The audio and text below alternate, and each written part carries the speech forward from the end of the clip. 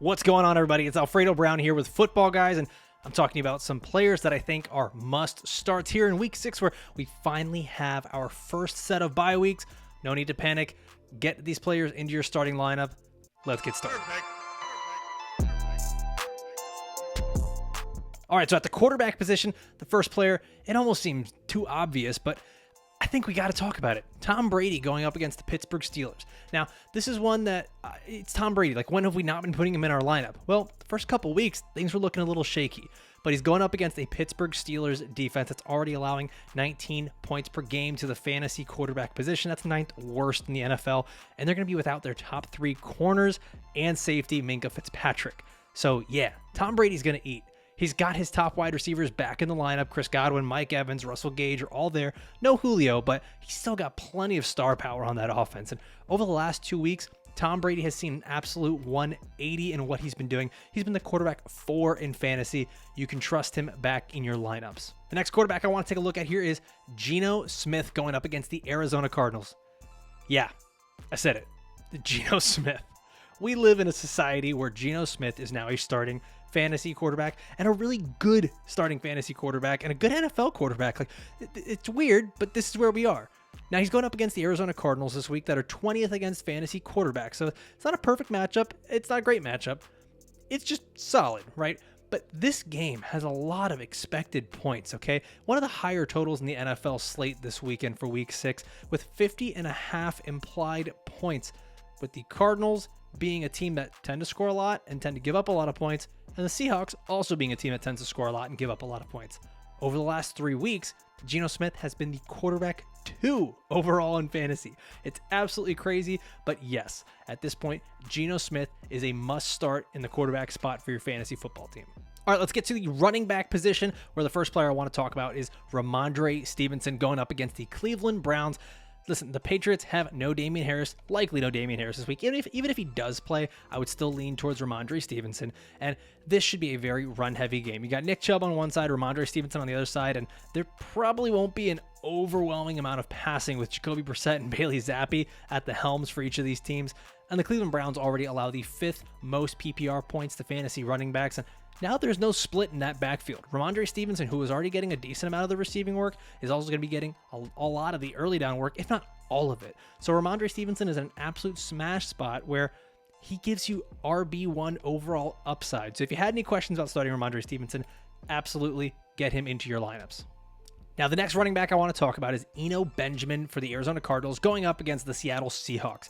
The Seahawks are just an easy team to play your starters against, okay? If you have any offensive players going up against the Seahawks each week, it's a surefire bet. That Seahawks defense is really bad, and the Seahawks are scoring points. It's the perfect equation for fantasy success.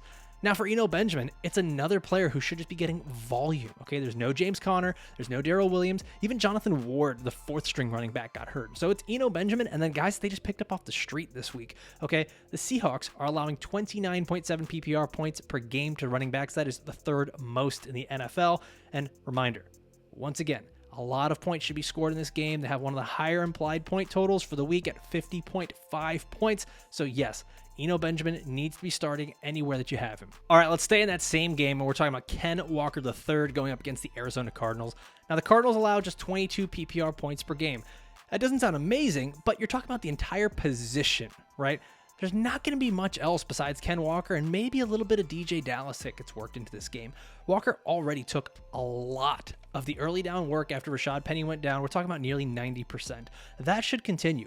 On top of that, Ken Walker's already leading the Seahawks running backs in targets. That should continue as well. So even though DJ Dallas might get a little bit of work, Walker is probably going to be the workhorse from now on for the Seattle Seahawks. And once again, this is going to be a high-scoring game. Remember that implied point total of 50.5 points? It's one of the higher point totals for the week. This Arizona versus Seattle matchup should bring you a lot of fantasy points. For those of you guys that are worried about who should I be starting at running back this week, I've got all these bye weeks. If you went out and you spent up on Ken Walker, don't hesitate to put him in your starting lineup. All right, this last running back was a little bit of a surprise. A late scratch in the week was Cam Akers from Los Angeles Rams. That makes Darrell Henderson going up against the Carolina Panthers an absolute must start at the running back position. Now, I'm talking about a lot of running backs today because running back is just such a tough spot to get. Wide receivers, we more or less know what their volume is going to be. Quarterback is pretty easy too. And tight end is just like, hey man, listen, if you have someone who could start on a team and maybe catch 3 passes, just start them. Like I'm not even going to do a session on that. But running back gets a little bit more interesting this week. And Darrell Henderson going up against the Carolina Panthers, he's got a good matchup. Okay, the Panthers are 26th against fantasy running backs. They're starting a backup quarterback in PJ Walker, who has not shown the ability to score points and run this offense. So we could be looking at something that helps in terms of game script for Darrell Henderson, a guy who was already being used in the passing game plenty, but now he's going to be getting those carries on early downs. So expect a lot of Darrell Henderson in this game for the Rams, in a game that they should easily win. Now, a cool stat courtesy of John Daigle from 4 for 4, he mentions that in games where Henderson has had 80% of the snaps, Henderson has been averaging 87 total yards per game and a touchdown in 2/3 of those games. So you're talking about a guy who's probably already going to get you 80 to 90 yards in this game on the ground and through the air, and then likely getting you a touchdown, as he has in 2/3 of these games.